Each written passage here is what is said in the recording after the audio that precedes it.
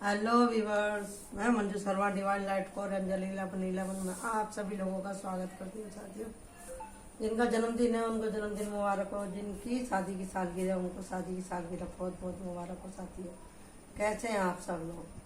आशा करती हूँ कि आप सब लोग खुश होंगे, स्वस्थ होंगे और मस्त होंगे।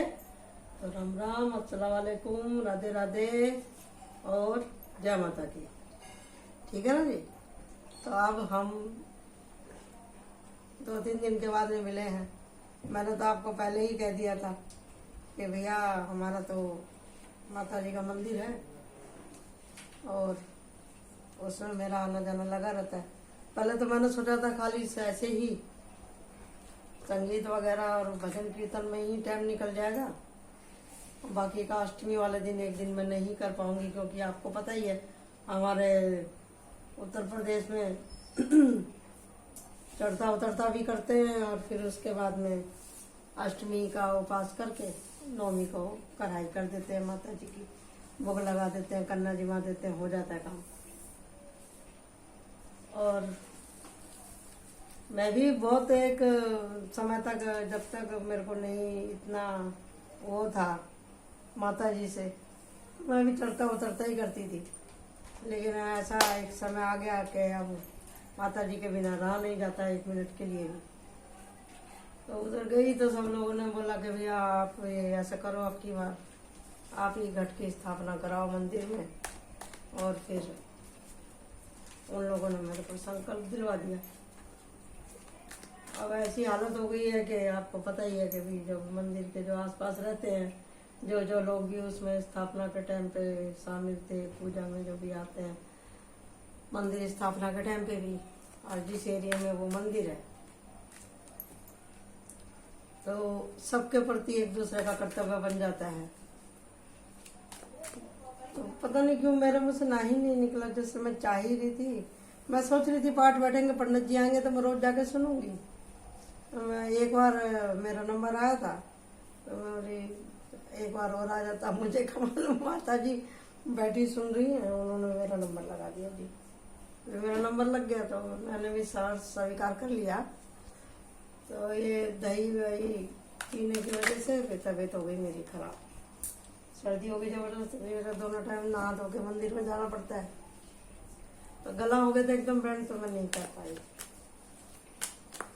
उस दिन आप देख ही रहते वीडियो में कितनी ठीक लग रही थी मेरे को। तो अभी थोड़ा सा ठीक हुआ है, थोड़ा सा ही ठीक हुआ है। अगर आपको लगे कि भी थोड़ा सा इनको वो हो रहा है तो आप समझ जाइएगा कि तबीयत थोड़ी अभी भी ऐसी है। तो जब फिर मंदिर में जाते हैं तो आप देखते ही हो कि जितने भगत आते हैं सबकी अपनी अपनी कहानी रहती है। और आपको पता ही है कि भी अभी संडे गया है और मैंने 2-3 दिन से नहीं किया है ये वीडियो। तो ऐसे ही कोई एक जनी थी जो माता जी के आगे बहुत परेशान हो रही थी, तो मैं देख रही थी उनको। बोली अभी जो है इसको भैया पूरा बात कहने दो माता जी से, जब इनका पूरा बात हो जाएगा तो मैं इनसे पूछूंगी क्या हुआ। तो फिर उन्होंने अपना जो रोना गाना था माता जी के आगे रोई गई बेचारी, बहुत तकलीफ उठाई। और उसके बाद में वो जाने लगी, तो फिर मैंने उनको, जब वो प्रसाद लेने आई मेरे तरफ, तो मैंने प्रसाद दिया। मैंने पूछा उनसे भी क्या हुआ, क्या टेंशन है, तो उन्होंने कुछ बताया। उनको नहीं मालूम कि भी हमको थोड़ा सा इंट्यूशन हो जाता है या मैं टेररिज्म करके, तो मैंने अपने मंदिर पे इस तरह का कोई प्रचार नहीं किया साथियों। तो आज हम जो कुछ भी मैंने उनके बारे में देखा सुना, और उनको फिर जो जाने लगी तो फिर उसको वो मंदिर से आधी निकल चुकी थी, फिर उसको फिर वापस से बुलाया, फिर उसको बताया। तो काफ़ी एकदम मतलब बहुत चक्की हो गई और बहुत ठंडे दिमाग से फिर वो गई। शायद लगता था जैसे उनको उनके सवालों के जवाब आज ही तुरंत ऑन द स्पॉट मिल गए। तो साथियों, उसी विषय को लेकर के अब हम आपसे करते हैं उन्हीं के सवाल जवाब के ऊपर ये रीडिंग। उनके सामने तो मैंने कार्डों का नहीं इस्तेमाल किया था साथियों, लेकिन मैं वही आपके सामने कर रही हूँ। उनको तो मैंने ऐसी बाहर अपने इंट्यूशन को बता दिया था। तो साथियों, तो कार्ड में निकाल लेती हूँ।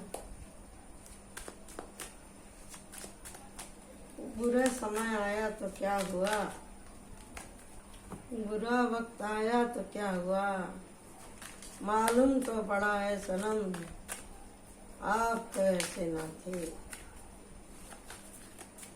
आप तो ऐसे ना थे। ये निकल के आया है आज का। तो बुरा जब समय आता है तो क्या करके जाता है, क्या सिखा के जाता है और क्यों आता है, आज वही देखेंगे हम। बुरे समय की सबसे बड़ी सीख क्या होती है।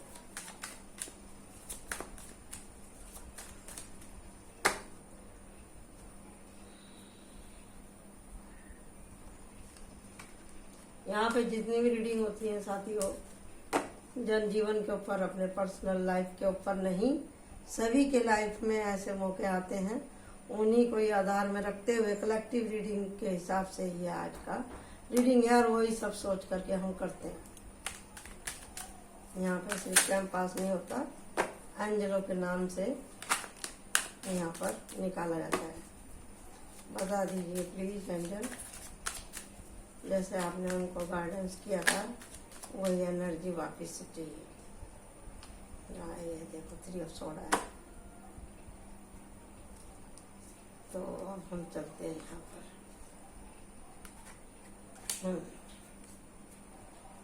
वाह वाह वाह वाह वाह, ये देखेगा, ये है तुरंत का पत्ता। ऐसे कागज मैंने सब कार्ड इकट्ठे करे और ये तुरंत ही सामने आ गया। तो अब आप समझ जाओ कितनी भारी रीडिंग होने वाली है ये। जय माता की। यही बात है, थोड़ा सा कुछ नाश्ता पानी कर लो, मेरी ये हालत हो जाती है। ओ तेरे की यार, क्या कार्ड निकले हैं। ओह हो।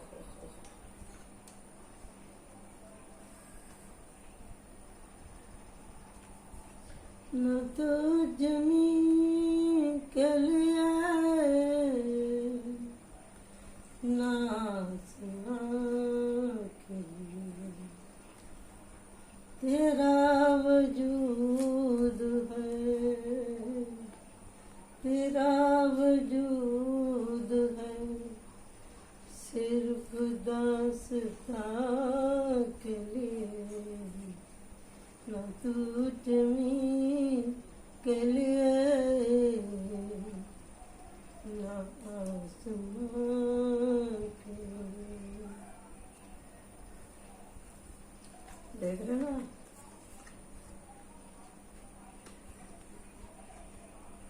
ऐसे ही जब हो जाता है ना, जब मामला गड़बड़, तो फिर ऐसे ही होता है, ऐसे ही होता है भाई। अब यहाँ से आपकी एनर्जी चेंज हुई है।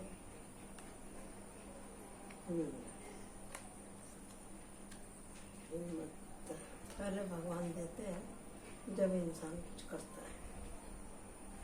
भगवान के बिना तो होवे ना एक बार भी कुछ ही काम। राम जी चले न हनुमान के बिना, हनुमान जी चले न अभी राम के बिना, लक्ष्मण चले न राम के बिना, राम न चले हनुमान के बिना।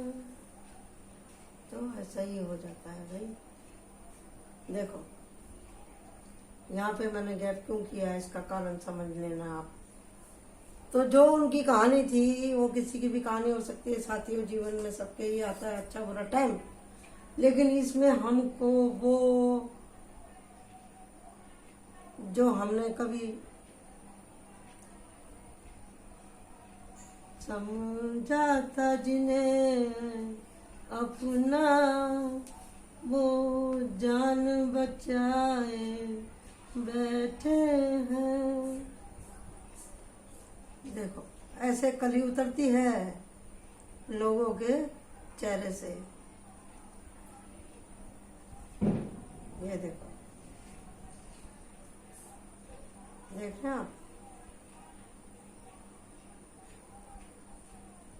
यहाँ पे ये एनर्जी निकल के आ रही है कि भी बुरा समय, पहली बात तो कभी आना नहीं चाहिए किसी के भी लाइफ में, हम ऐसा नहीं सोचते, लेकिन जब आता है तो कभी भी भगवान से बोलो कि मालिक हमसे अगर कुछ गलती हुई है तो पहले तो आप हमें क्षमा करें, और साथ में हमें ऐसी बुद्धि दो हे दातार कि हम अच्छे बुरे में फर्क कर सकें, और हमें तो गलत रास्ते पे जाने से रोकना, क्योंकि मेरे को तो बुद्धि ही नहीं है, मुझे तो पता ही नहीं मैं कौन से रास्ते पे जाऊं, खाली एक तू ही है दातार, मेरा हाथ पकड़े रखी, मुझे जानना दियो उस रास्ते पे जाऊं तो एक चपेट लगा देना मेरे को। ऐसी अरदास हर टाइम डरते डरते करते रहना चाहिए भगवान से, समझे जी, और भगवान का हाथ कस के पकड़ते रहना चाहिए, पकड़ के रखना चाहिए। तो जो लोग दातार के कहे में नहीं चलते, माँ बाप के कहे में नहीं चलते, जो भगवान से नहीं डरते हैं, या फिर किसी का कुछ अगले पिछले कर्म का ऊपर आने का टाइम हो जाता है तो फिर स्ट्रगल होती है। ये एक साइड है बुरे समय का, और एक दूसरा साइड है बुरे समय का कि भाई हमारे हाथ से किसी का उद्धार होना लिखा है क्या। जैसे राम का वनवास लेना उनके लिए बुरा समय था, उनके चाहने वालों के लिए बुरा समय था, लेकिन उनके हाथ से इतने सारे राक्षस मरे, उनका उद्धार होना लिखा था, उनके लिए अच्छा समय था।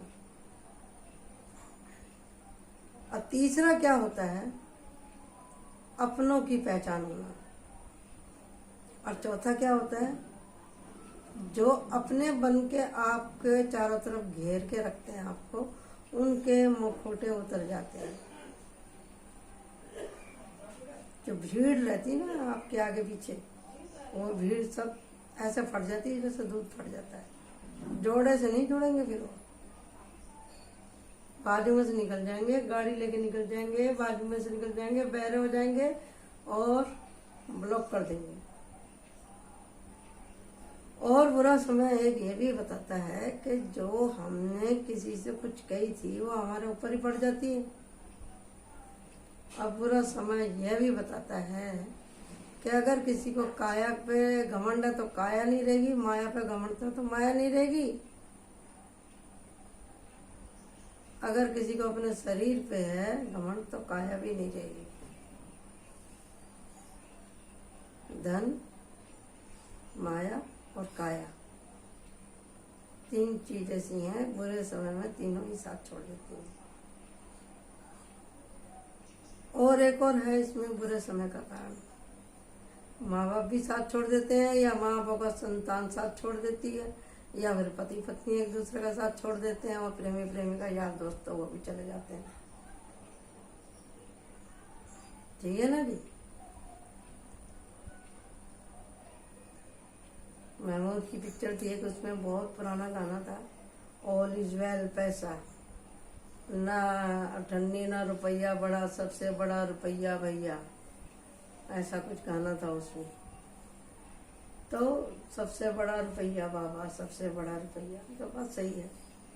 और जैसे पाकिस्तान में वो अब्दानी ने गाना गाया, मेरी भी तो मौज करा दे, मेरी भी तो लॉटरी लगा दे, है ना गाना, मेरी भी तो कुछ इसी तरह का समथिंग गाना है ना, मेरे भी तो मौज करा दे भैया, मेरे को भी कहीं से पैसा दिला दे भगवान। ठीक है, ये भी एक मॉडर्न तरीका है भगवान से अरदास लगाने का। तो सब लोग दुनियावी चीजें ही मांगते रहेंगे तो कैसे चलेगा। और हाँ, जो सबसे इम्पोर्टेंट चीज है कि आपका इसमें, जैसे मैंने बोला था, नुकसान होएगा शारीरिक, मानसिक और भौतिक, सॉरी। तो साथियों, उसमें आपको मालूम पड़ जाता है कि मेरे साथ कौन था और कौन नहीं था। और जब हमसे पैसा छिन जाएगा, हमसे शरीर की ताकत छिन जाएगी, हमारे से पैसा नहीं रहेगा, तब या दो ही काम होते हैं, आदमी या तो डूब जाता है या तर जाता है। जो मेरे जैसा आदमी रहेगा वो तो हाथ पैर जरूर मारेगा भैया, इतनी आसानी से तो हार मानने वाले नहीं है सिंह राशि वाले लोग। कारण ढूंढेंगे कैसा हुआ। 12 राशियों से एक सिंह राशि ऐसी है जो कि कबूल करती है, हाँ मुझसे गलती हुई, और उसको ऊपर वो काम भी करता है। अगर उसको फंसाया गया तो वो छोड़ता नहीं फिर उस आदमी को। किसने फंसाया, कारण क्या था। देखो गला खराब होने लगा मेरा। तो साथियों ऐसी ही बात है कि हर आदमी की अपनी जिंदगी, हर जिंदगी की कहानी। तो यहाँ पे उनको बहुत ही ज्यादा फंसाया गया, उनको बहुत ज्यादा उनको इस्तेमाल किया गया, उनको ऐसे ऐसे सपने दिखाए गए, ऐसे ऐसे वादे दिखाए गए, ऐसे ऐसे लालच दिए गए कि उनका उनसे उनका शारीरिक शरीर तो उनका खराब हो ही जाना था कि उनके बच्चों के ऊपर अटैक कर दिया उन लोगों ने।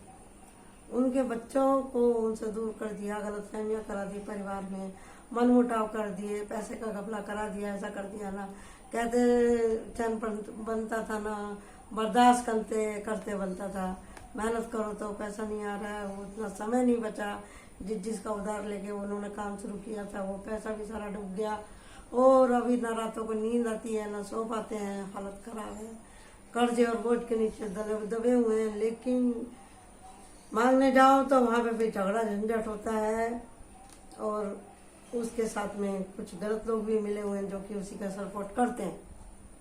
लेकिन साथियों चाहे गलत आदमी 100 हो चाहे 1000 हो, उनको मालूम रहता है हम गलत साइड में खड़े हैं। एक बार को तो वो जीत सकते हैं ताकत के बल पे, लेकिन जो ऊपर वाले का जो डंडा है ना, उसको बरोबर मालूम रहता है कि आपने इस आदमी को कैसे छला है, इस आदमी को कैसे छला है। ठीक है, इसने गलती करी, यहाँ पे आपके लालच में आके फंस गया, लालच दिया आपने, रात दिन उसको पट्टी पढ़ाई आपने इस तरह से, और वो यहाँ पे फंस गया, आपका आदी हो गया किसी नशे की वजह से, किसी गैर कानूनी बिजनेस की वजह से, या फिर आपकी बातों में फंस गया, उसने ज्यादा लोन ले लिए, कुछ भी कर लिया। तो अगर वो यहाँ पे फंस भी गया है तो क्या है, उसने भगवान के आगे कबूल किया ना, भगवान मुझसे गलती होगी, बस मुझे एक बार बचा लो। दिल से जो कोई पुकारेगा तो मदद तो मिलने वाली है ना भाई। भगवान ने कहा ठीक है, ओके, मैं हाजिर हूँ, दिया तुझे एक चांस। अगला पिछला कर्म चलता है साथ में। न्यू बिगिनिंग के दो कार्ड है, 10 of wands, death and S of wands. 8 of wands and 4 of cup का मतलब यह है कि इसको ईश्वरीय ताकत मिलेगी ही मिलेगी, क्योंकि ये आदमी दिल से साफ है, कुछ कर गुजरने का जज्बा है इसमें। द म्यूजिशियन की जैसे इसकी ताकत है, और है ये किंग ऑफ सॉर्ड, ये सबकी मदद करता है, इसने की भी है, इसी के ही गुण की वजह से, इसी गुणों के बेनिफिट की वजह से बचा ये आदमी। और फिर उसके बाद में उसने जो गुहार लगाई माता के दिनों में, नवरात्रन में, तो उसके तो कष्ट दूर हो ही जाने ना भाई। 9 ऑफ पेंटिकल इधर आ रहा है, जो आपके काम में लॉस हुआ है वो आपको होगा बेनिफिट उसमें। तो यहाँ पे ये निकल के आया है कि इन्होंने जो भी कुछ इनके साथ में हुआ, कुछ इनकी लापरवाहियां थी, कुछ इनकी मिस्टेक थी, इस तरह से इनको ये समय भोगना पड़ा। तो भगवान से कहो अगर हमसे कुछ गलती, हर आदमी यही बोलता, मैं बोलती मैंने तो गलती कोई करी नहीं, लेकिन अगर आपको ऐसा लगता है भगवान मैंने गलती करी है और आप मेरे को सजा देना चाह रहे हैं, तो भगवान मेरे को कभी भी देना, चलते हाथ पैर में ही मेरे को आप सजा देना, ताकि मैं उस कष्ट को काट सकूं, उसका निवारण कर सकूं, पालन कर सकूं। बुढ़ापे में दोगे तो भगवान वैसी कमर टूटी रहेगी तो कैसे होगी, बताओ कैसे होगी। तो आदमी मेहनत मजदूरी करके तो खा ले, मान लो पैसा उसका छीन गया तो काया का कष्ट तो भैया बहुत ज्यादा कष्ट है, काया का कष्ट तो बहुत ज्यादा हो जाता है। माया का तो आदमी झेल ले, समझे ना, भौतिक कष्ट तो कोई भी झेलेगा, लेकिन देविक और देहिक कष्ट झेलना बहुत मुश्किल है भाई, बहुत मुश्किल है। क्योंकि उसमें आपका परिवार भी आ जाता है, हाथ पैर भी आ जाते हैं, 8 लाख आ जाता है। इसके लिए तो जब भी भगवान से कुछ मांगो तो सोच समझ के मांगो। तो यहाँ पे दिल तो इनका टूटा है एक बार, और इनकी एनर्जी भी अभी तक बरोबर नहीं हुई है, लेकिन जब उनको समझाया गया तो उनको बात समझ में आ गई। अब वो नियम का पालन करेंगे और आगे बढ़ेंगे। ठीक है जी, ये इनकी गाइडेंस निकल के आई है। तो आशा करती हूँ कि आपको समझ में आ गया होगा। Thank you so much. Like my channel and subscribe my channel. Bye bye. और दूसरी बड़ी बनाते हैं।